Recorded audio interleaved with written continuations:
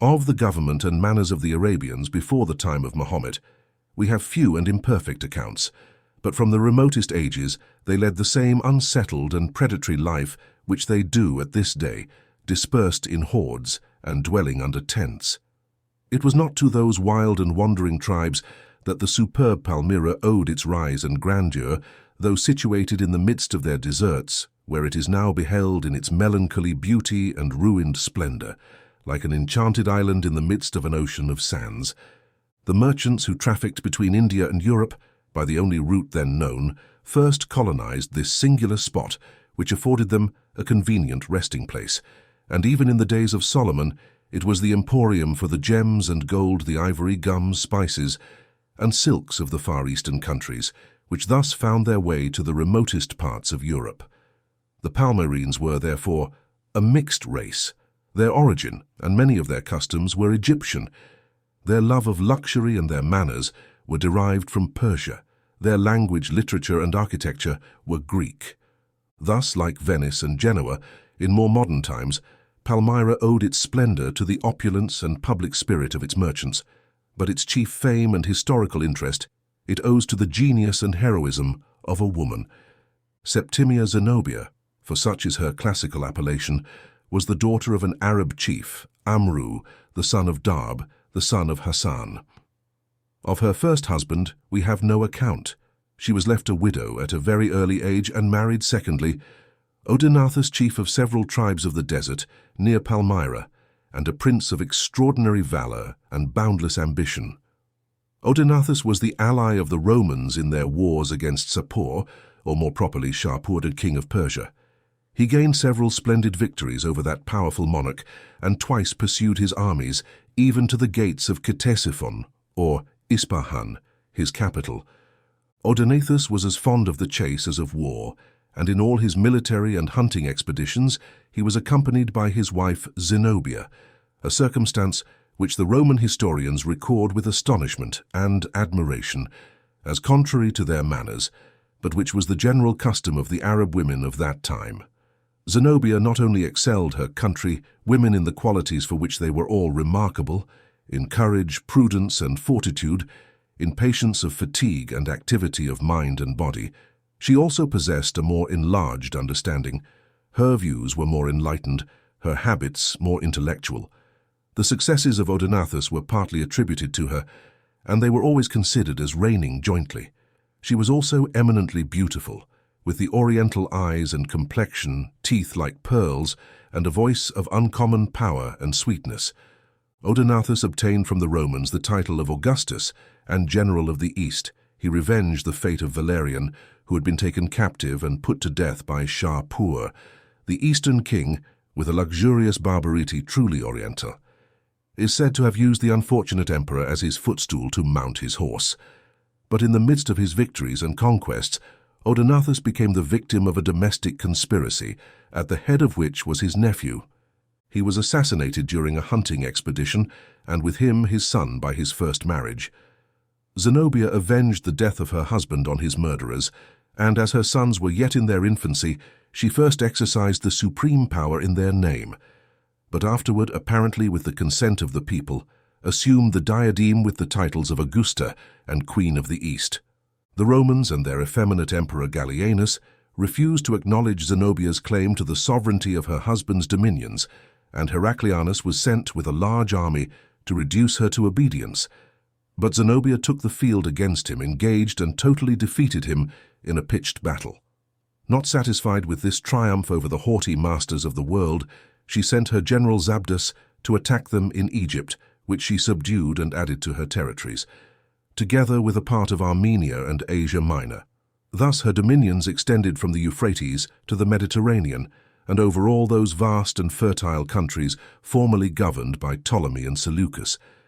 Jerusalem, Antioch, Damascus, and other cities famed in history were included in her empire, but she fixed her residence at Palmyra, and in an interval of peace she turned her attention to the further adornment of her magnificent capital. It is related by historians that many of those stupendous fabrics of which the mighty ruins are still existing were either erected or at least restored and embellished by this extraordinary woman.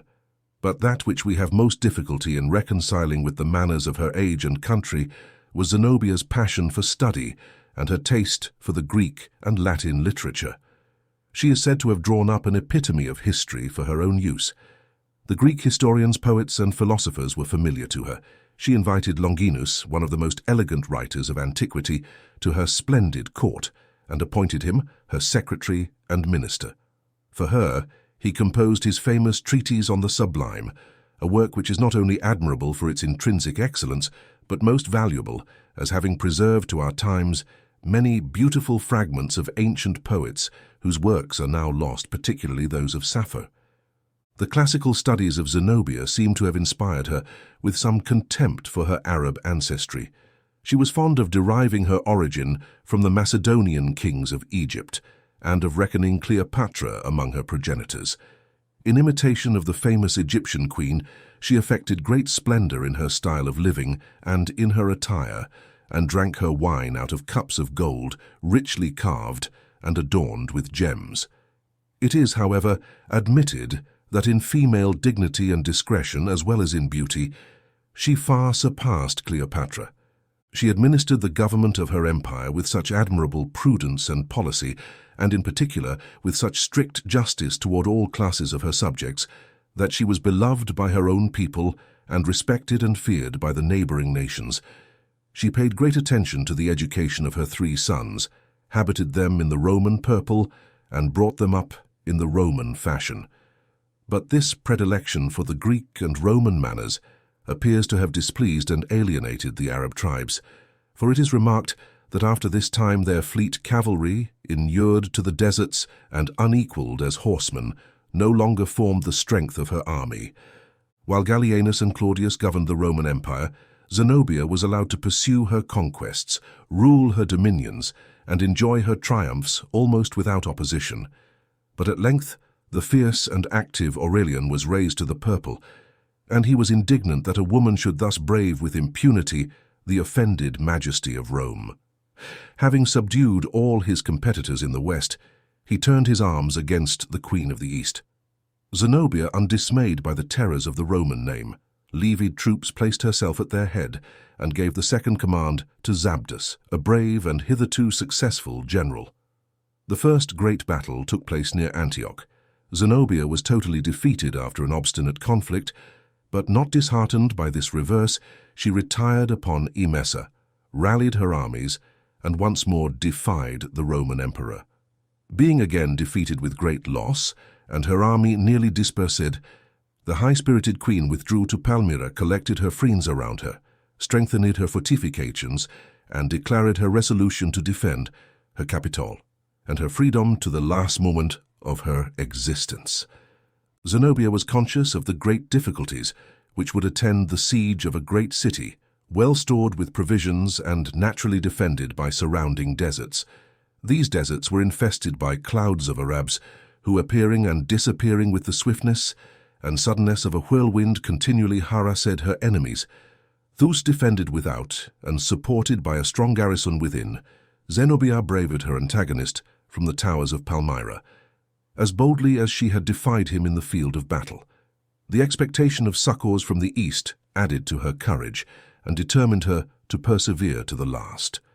"Those," said Aurelian in one of his letters, "who speak with contempt of the war I am waging against a woman are ignorant both of the character and power of Zenobia.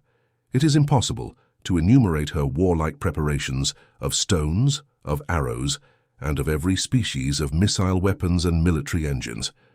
Aurelian, in fact, became doubtful of the event of the siege, and he offered the queen the most honorable terms of capitulation if she would surrender to his arms.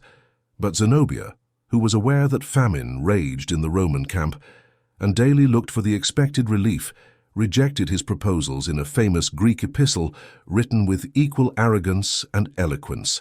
She defied the utmost of his power, and alluding to the fate of Cleopatra, expressed her resolution to die like her, rather than yield to the Roman arms. Aurelian was incensed by this haughty letter, even more than by dangers and delays attending the siege. He redoubled his efforts. He cut off the succor she expected. He found means to subsist his troops even in the midst of the desert, every day added to the number and strength of his army. Every day increased the difficulties of Zenobia and the despair of the Palmyrines. The city could not hold out much longer, and the queen resolved to fly, not to ensure her own safety, but to bring relief to her capital. Such at least is the excuse made for a part of her conduct, which certainly requires apology.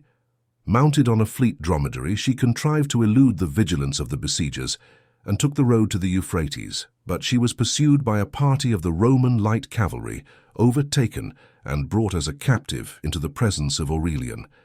He sternly demanded how she had dared to oppose the power of Rome, to which she replied with a mixture of firmness and gentleness, "Because I disdained to acknowledge as my masters such men as Aureolus and Gallienus. To Aurelian I submit as my conqueror and my sovereign." Aurelian was not displeased at the artful compliment implied in this answer, but he had not forgotten the insulting arrogance of her former reply. While this conference was going forward in the tent of the Roman emperor, the troops, who were enraged by her long and obstinate resistance and all they had suffered during the siege, assembled in tumultuous bands calling out for vengeance, and with loud and fierce cries demanding her instant death. The unhappy queen, surrounded by the ferocious and insolent soldiery, forgot all her former vaunts and intrepidity, but in her first panic she threw herself on the mercy of the emperor, accused her ministers as the cause of her determined resistance, and confessed that Longinus had written in her name that eloquent letter of defiance which had so incensed the emperor. Longinus, with the rest of her immediate friends and counselors, were instantly sacrificed to the fury of the soldiers, and the philosopher met death with all the fortitude which became a wise and great man, employing his last moments in endeavoring to console Zenobia and reconcile her to her fate. Palmyra surrendered to the conqueror, who seized upon the treasures of the city, but spared the buildings and the lives of the inhabitants. Leaving in the place a garrison of Romans, he returned to Europe, carrying with him Zenobia and her family who were destined to grace his triumph. But scarcely had Aurelian reached the Hellespont when tidings were brought to him that the inhabitants of Palmyra had again revolted and had put the Roman governor and garrison to the sword. Without a moment's deliberation, the emperor turned back, reached Palmyra by rapid marches, and took a terrible vengeance on that miserable and devoted city. He commanded the indiscriminate massacre of all the inhabitants, men, women, and children, fired its magnificent edifices, and leveled its walls to the ground. He afterward repented of his fury and devoted a part of the captured treasures to reinstate some of the glories he had destroyed. But it was too late. He could not reanimate the dead, nor raise from its ruins the stupendous temple of the Sun. Palmyra became desolate. Its very existence was forgotten until about 2 centuries ago, when some English travellers discovered it by accident. Thus the blind fury of one man extinguished life, happiness, industry, art, and intelligence, through a vast extent of country, and severed a link which had long connected the eastern and western continents of the Old World. When Aurelian returned to Rome after the termination of this war, he celebrated his triumph with extraordinary pomp.